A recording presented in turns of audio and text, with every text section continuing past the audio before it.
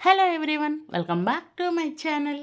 ఈరోజు మన ఛానల్లో ఒక ఎమ్మి స్వీట్ రెసిపీతో అయితే మీ ముందుకు వచ్చేసానండి. చాలా చాలా రుచిగా ఉంటుంది. అలాగే ఎప్పుడు గులాబ్ జామున్ అనేవి గులాబ్ జామున్ పిండితో చేసుకుంటాం కదా. గులాబ్ జామున్ పిండి లేకుండా కేవలం 1 కప్పు సుజీ రవ్వతో ఇలా ట్రై చేయండి. భలే రుచిగా ఉంటుంది. మీరైతే ఫుల్గా వీడియో చూసేయండి, ఎక్కడ స్కిప్ చేయకుండా. ఇక రెసిపీ స్టార్ట్ చేసుకుందాం. దీనికోసం అయితే స్టవ్ వెలిగించి కళాయి పెట్టుకొని 1 స్పూన్ వరకు నెయ్యిని వేసుకోండి. నెయ్యి కరిగినాక 1/2 కప్పు వరకు సుజీ రవ్వను వేసుకొని ఇది దోరగా మంచి ఫ్లేవర్ వచ్చేంత వరకు ఫ్రై చేయండి.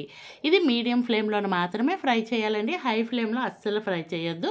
ఇలా మొత్తం రవ్వ ఫ్రై అయినాక మంచి అరోమా వస్తుంది. ఆ టైంలో అయితే 1 కప్పు వరకు పాలు వేసుకోండి. 1/2 కప్పు రవ్వకి 1 కప్పు వరకు పాలు వేసుకొని దీన్ని లో టు మీడియం ఫ్లేమ్లో మంచిగా కుక్ చేసుకోండి. నేను వీడియోలో చూపిస్తూ ఉన్నాను చూడండి. ఈ విధంగా కుక్ చేసుకొని దగ్గర పడేంత వరకు కుక్ చేసుకోవాలి. రవ్వ అనేది పల్చగా ఉండకూడదు. కంపల్సరీ దగ్గర పడేంత వరకు కుక్ చేసుకొని పక్కన పెట్టేయండి. నెక్స్ట్ అయితే ఒక బౌల్ తీసుకొని అందులో 1 కప్పు వరకు పంచదారని వేసుకోండి. అలాగే 1 కప్పు పంచదారకి 1 కప్పు వరకు నీళ్ళను వేసుకొని దీన్ని అయితే కనుక ఈ పంచదార కరిగేంత వరకు బాగా మరిగించుకోండి.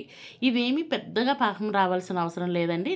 ఎప్పుడు గులాబ్ జామున్కి ఎలాగైతే తీసుకుంటామో అదే విధంగా జస్ట్ ఇలా స్టిక్కీగా అయ్యేంత వరకు అయితే కరిగించుకోవాలి. ఇలా మొత్తం పంచదార కరిగిపోయినాక ఇందులో 1/2 స్పూన్ వరకు యాలకుల పొడి ఉంటే వేసుకోండి. లేదంటే 2-3 యాలకులను అయితే దంచేసి వేసుకోండి. ఫ్లేవర్ అనేది చాలా బాగుంటుంది.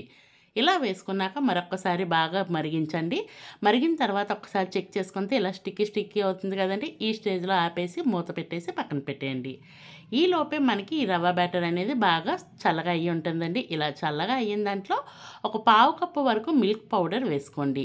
అలాగే 1/4 కప్పు వరకు మైదా పిండిని వేసుకోండి. మిల్క్ పౌడర్ ఏ కంపెనీ అయినా పర్వాలేదండి. జస్ట్ నేను తీసుకునేదైతే ఒక 10 రూపీస్ ప్యాకెట్ తీసుకుంటే 1/2 కప్పు వరకు వచ్చింది. అది వేసుకొని మొత్తం మనం రెగ్యులర్గా చపాతీ పిండిలా కలిపేసుకోవాలండి. వీడియోలో చూపిస్తున్నాను చూడండి. ఇది మనం చూడటానికి అయితే కనుక గులాబ్ జామున్ పిండిలా వచ్చింది కదండి, అలానే వస్తుంది. మొత్తం ఇలా కలుపుకున్న తర్వాత నేను వీడియోలో చూపిస్తూ ఉన్నాను చూడండి. ఈ విధంగా అయితే బాల్స్ని రెడీ చేసుకోవాలి.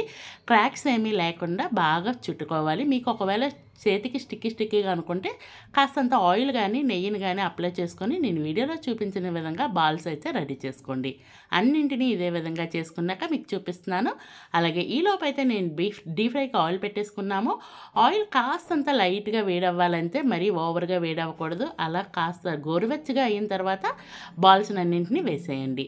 ఇవి పైకి తేలేంత వరకు మీరు కలపొద్దండి. వాటికి అంతటా అవే పైకి తేలేంత వరకు మీడియం ఫ్లేమ్లో వీటిని కుక్ చేసుకోండి. అలాగే ఈ లోపైతే మీకు చిన్న రిక్వెస్ట్ అండి, మన ఛానల్ ఇంతవరకు ఎవరైనా సబ్స్క్రైబ్ చేయకపోతే ప్లీజ్ అండి సబ్స్క్రైబ్ చేయండి. వీడియో నచ్చితే లైక్ చేయండి. మీ ఫ్రెండ్స్ అండ్ ఫ్యామిలీ మెంబర్స్కి షేర్ చేయండి.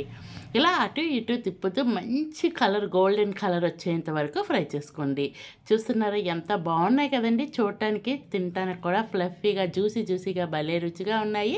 ఇలా మొత్తం అంతా ఫ్రై అయిన తర్వాత ముందుగా పంచదార పాకాన్ని ఉంచుకున్నాం కదా, ఆ పాకంలో వీటిని వేసుకోండి. ఒకవేళ పాకం చల్లారిపోతే కనుక మరొకసారి వేడి చేసేసి, పాకము వేడిగా ఉండాలి, అలాగే మనం చేసుకున్న గులాబ్ జాములు కూడా వేడిగానే ఉండాలి. ఈ రెండింటిని ఇలా కలిపేసి మూత పెట్టేసి ఒక 10 మినిట్స్ పక్కన పెట్టేస్తే కనుక 10 to 15 మినిట్స్ పక్కన పెట్టేస్తే బాగా అవన్నీ పాకాన్ని పీల్చుకొని జ్యూసీగా రెడీ అవుతుందండి.